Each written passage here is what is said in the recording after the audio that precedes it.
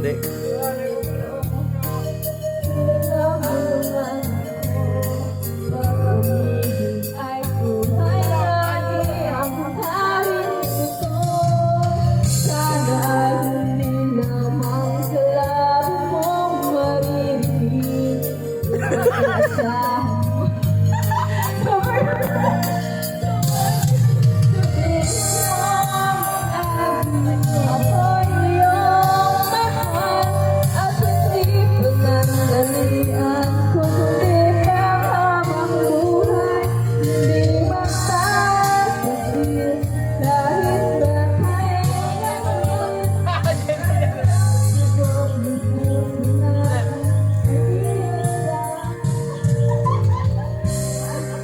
Sipag naman yung bukbok namin.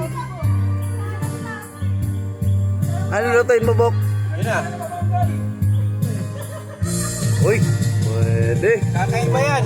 Kahit tumingin ka dyan sa iba, walang ganyan, tayo lang. Solve na naman ang hapunan.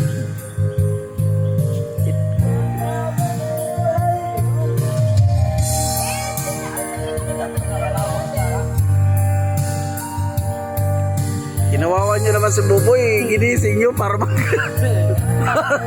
para maglipat ng kanin. Namin sandok na kutsilyo.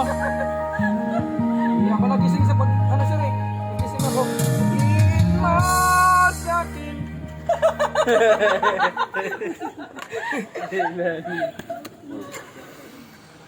Check ko mamaya ang speaker na niya.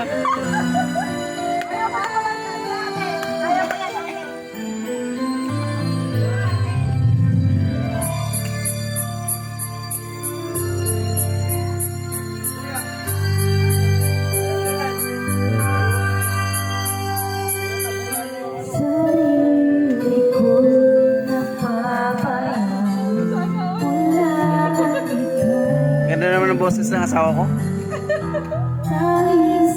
Asawa ko yan. Dapat ganun ka yung suot. Asa ba mo?